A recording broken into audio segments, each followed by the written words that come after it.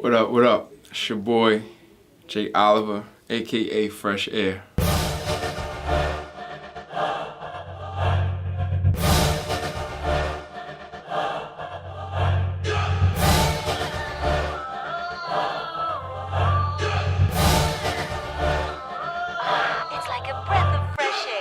You're what they call a 100%er. Yeah. What exactly does that mean? Basically, a 100%er is a person who can create a song from start to finish by himself with no help. A lot of times I do that. A lot of times I make beats and then I write the songs to them, and I record them myself and then I put it out. But you know, I've gotten a lot of help over the years. I found out that, you know, I don't necessarily have to do it myself. But that's basically what a 100%er is. I can create a song from start to finish, record it myself, lay it down, all of that. So how did this beat happen with S1, one of hip-hop's GOATs? Well, pretty much, S invited me to an event that he was throwing. I came through because I was like, man, I can't believe one of the greatest producers of hip-hop era is inviting me to come to sit in an event, you know, to speak to other producers. You know, and I like to learn myself. I go there to learn, you know, information. So I came, and there was a producer in there who had played a beat. He was having producers play beats, and there was a producer in there or beat maker in there who played a beat, and it caught my attention. And you know, I could hear it and I could tell that, you know, it would never get placed like the way that it was, the format that it was in. But I heard a lot of potential in it.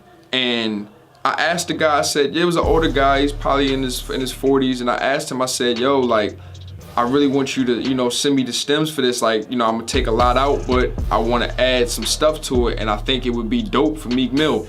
And he looked at me, bro, and it just looked like he's about to tear up and he was about to start crying. Yo, like he was just so, you know, happy that I actually was interested in that beat, and you know, it touched me. It was inspiring. And when I did the beat, there was a sample in there, and I asked him, I said, yo, where did this sample come from? I was like, it's dope. And he was like, I got it from S1. So I was like, yo, that's crazy, because now I could hit S1 up and be like, yo, we used a sample, you know, in a beat that you did, and I want to send it to you, you know. And I sent it to him, and S hit me and was like, yo, this is retarded. So I was like, man, appreciate it, you know what I mean? Like, it was a good feeling, bro. I was like, I was hyped, you know. It's S1. I get to do a track with S1, so you know, it was dope. Where were you at when you got the call you had a track with Eminem? Oh man, so I was in the gym. I be hooping every day, you know, cause I bust ass. Can't nobody really mess with me on that court, you know what I'm saying?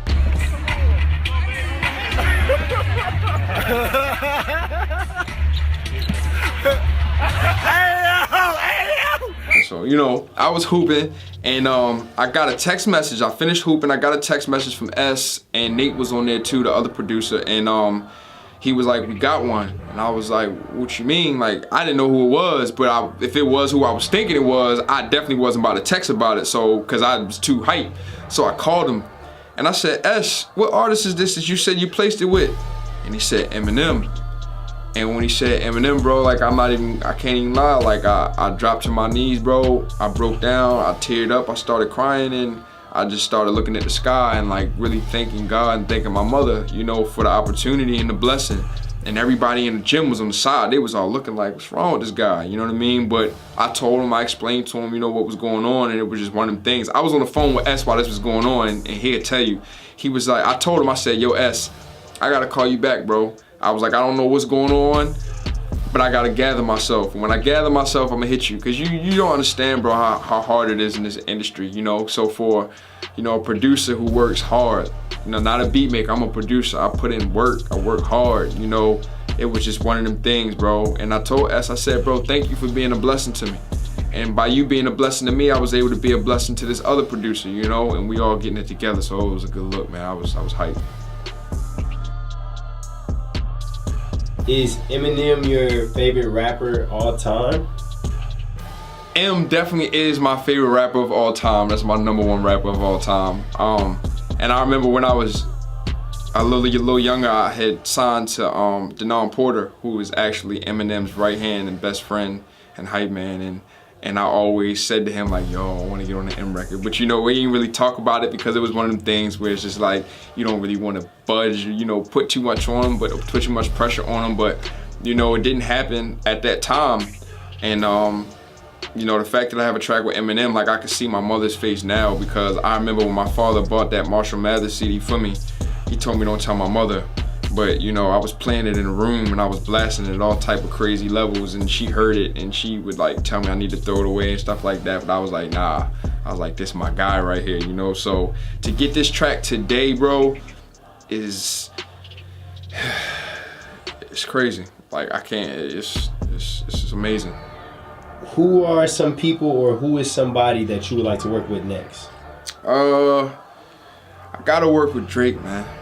Got to. It's bucket list. Gotta work with Drake. He's a genius. I study him. I study his writing, his writing ways. That's somebody that I definitely want to bump heads with and get in the studio and work with. So definitely looking forward to that. What do you have coming up next, though? What's next for Fresh Ayr?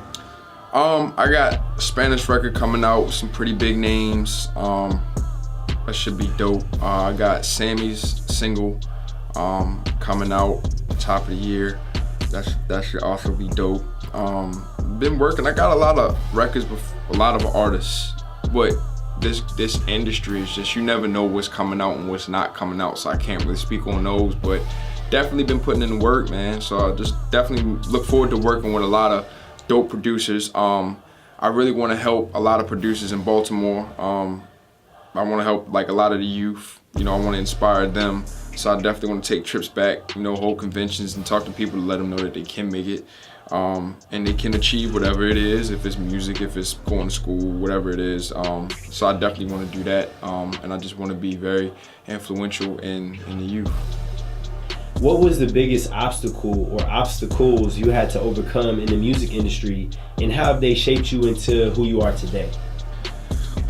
One of the biggest obstacles in the music industry that I had to overcome was pride and being humble. That was huge, and it shaped me a lot, because it's a lot of times where I get emotional. I'm an emotional person. Like, I'm very emotional. I ain't emotional like no woman, no female, but like when it come to this music and when it come to, you know, people acting real industry, like I'm not really for that.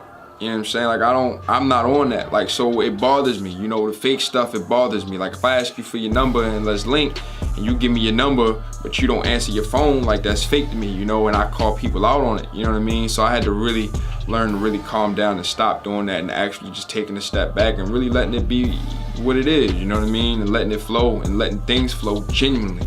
It's funny because I was over Kevin Durant's house, and we were talking, and one thing that he said that I was like, damn, I was like, Kevin, get it. He said, you gotta let things form organically. You can't go into a situation and force it. You gotta let it flow, you know? And I was really trying to force a lot of situations, but, you know, I think that by me letting it organically come, that's when it happens. I mean, look, man, I've been a fan of Eminem my whole life, and I finally got a song that I did with him, you know, so it's cool.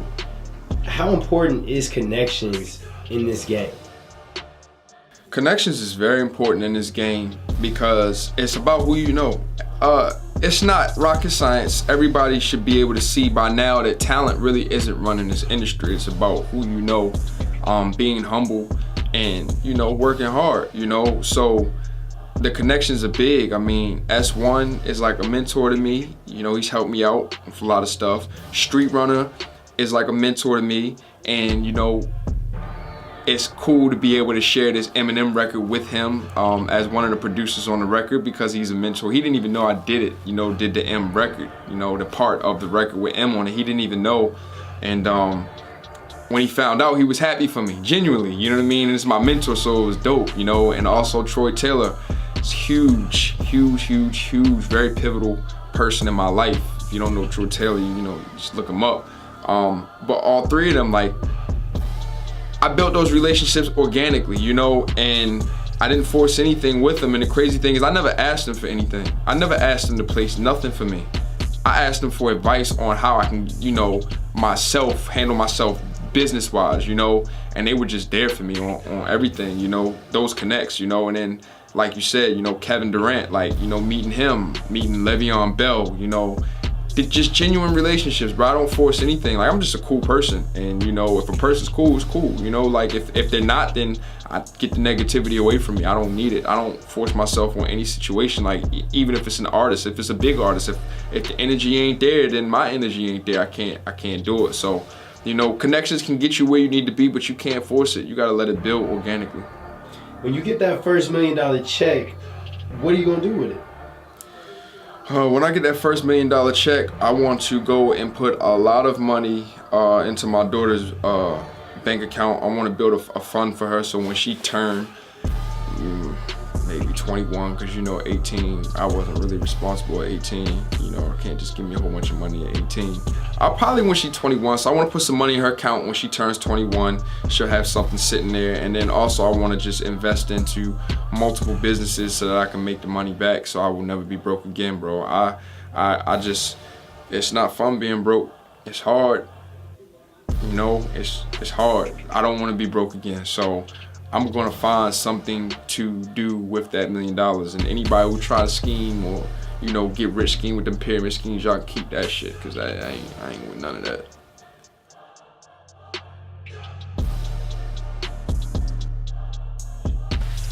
It's your boy Fresh Ayr, producer, songwriter. This is Behind the Beat. Hope you guys got a lot of knowledge, and you can hit me up on my Instagram page, of course. I'm always active. I am J.Oliver 410.